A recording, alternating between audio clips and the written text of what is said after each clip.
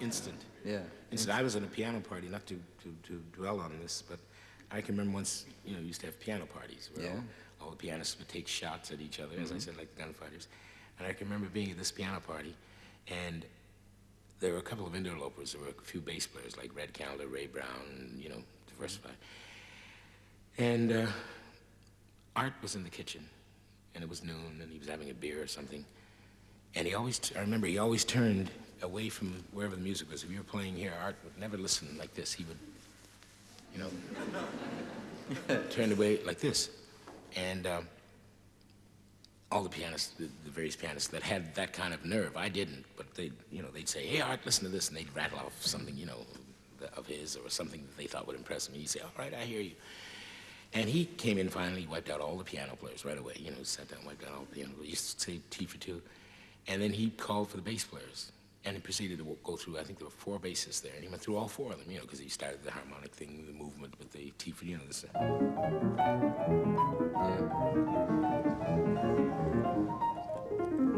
of those. And of course, I think Red Calendar he went the simple way, so he made a chorus. He got through a chorus. Played one a bar, huh? Red Calendar went straight down the road, as you say, 1 note to the bar. Yeah. That was it, he can't be wrong. He lasted the chorus, and finally he called Ray over. He said, all right, Ray Brown, come on over here. And he came over, and he played T for two, and Ray lasted, I think, like 8 bars, And he was just that kind of a talent. I'm sure we won't ever see that again. Well, I must say I always like to hear him play all alone, not with, and I must say that's why I get such a kick hearing you play all alone. Not that I don't adore the trios, but it's terrific when you play. Can you imagine being in a group with Art Tatum? No. It's difficult for me to imagine being in a room with Art Tatum. Never mind. I tell you, one of the influences, the whole thing about Tatum, actually, any pianist that plays jazz who has any kind of facility is going to be influenced by Tatum one way or the other. But the thing that I hear in your playing sometimes, in terms of the kind of time you keep, is Nat Cole. Is that possible? That's my man. Yeah, I think Nat Cole, really, to me, Nat Cole was, his real genius as a pianist was smothered, so to speak, or overshadowed by his great singing, which you can't negate his singing, but selfishly, I was for the piano. Nat Cole, to me, set the trends for a lot of the piano groups. And I think the one thing that he had was infallible time. Nat could play, he played figures over and over again. I used them. I learned that technique when I had trios, and there are nights you get up in the stand and the time is like, Yes. So, but, you don't have nights like that. But Nat would take a figure.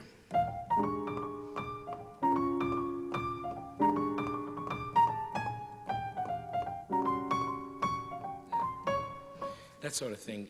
And I used to call them stabilizers. It's the type of thing where no matter what you're doing wrong, you have to shape up right away because it takes hold of you. He had such a great sensitivity for time. He also had, I found that very, very lyrical in his playing. Oh, well, for instance, on one of your I think it may have even been your last album, you did a thing called Easy Listening Blues, right, which I asked you about, and that's the thing that Nat made all those years ago. You made that with the original trio, or one of the with original Oscar trios. Yeah. Right. And it's a very simple blues. It's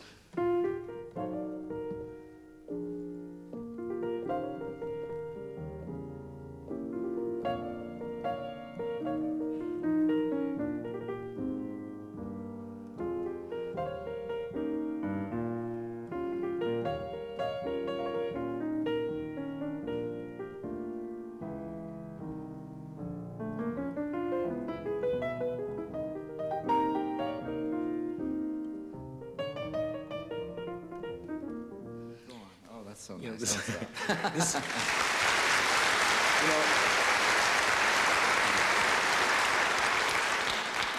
I've been inadvertently from time to time, not really teaching, but advising and holding seminars for pianists. And we had a school, of course, one time.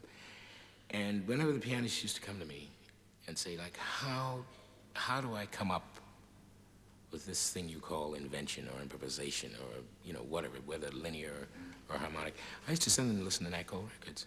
Yeah. Nat Cole and Lester Young, because the simplicity of the lines, if you can't eventually first of all, if it doesn't reach you, you're in trouble. But if it does reach you, and if you can't come up with that, in some way, shape, or form, you're not going to play. Well, the big trick with Nat, I always thought, was that he not only knew what to play, but he knew what to leave out. To leave out. This was the big thing. He'd have tremendous spaces in his playing.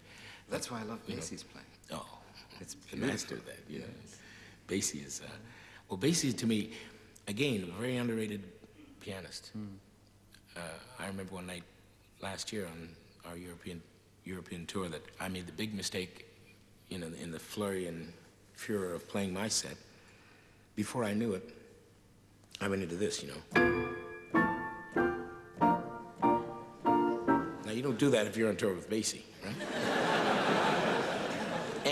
and it, you know, the set was going well, and I was, you know, kibitzing around with Niels and Joe and so forth, and saying, yeah, this, that, and the other. And I launched into this, and I remember Neil saying, no, no, no, no, no. It was too late. I was into it. And I came off, and Basie, you know, I love him anyway. I came off, and Basie looked at me, and he said, you know, and I said, Bass, you know, I didn't, he said, And honest to God, Andre, he went on with the band afterwards, right? And I, you know, I always did as much as I could listen to him because, you know, you can't get enough of that. And the band played 3, 4 tunes, and suddenly Basie just, you know, almost started one of these.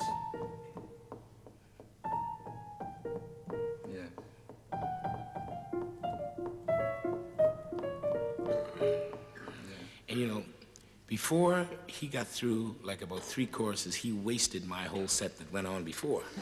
You know, he really did, because I was standing back there, and on top of that, he really got into playing the piano. You know, he just didn't go through that bit. Yeah, right. And people, I don't think too many people really realize how much piano Bill Basie can really play. I mean, he can, as we say, he can really smoke if he decides to. You know, once in a while he'll go for it. I saw him do this in Toronto when the band was visiting once. He had a huge room that must have held about 1,000 people in this nightclub, and that's difficult. I don't care if you have 2 big bands. And the band had finished one of those things like Red Bank Boogie, one of the real shouters, and Basie started one of these.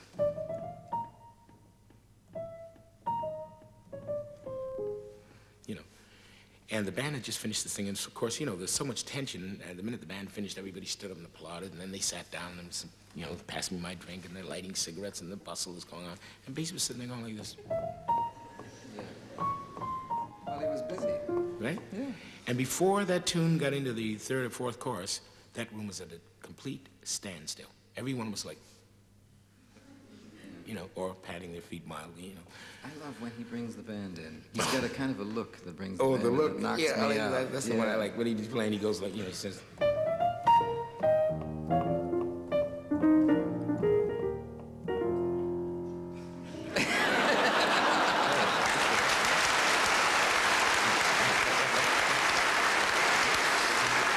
I just love him. I really love him. Listen, we've done imitations now for a That's while. right. Yeah. Just play something. Don't make me have a nice, graceful lead-in. Just let me sit here and hear you play.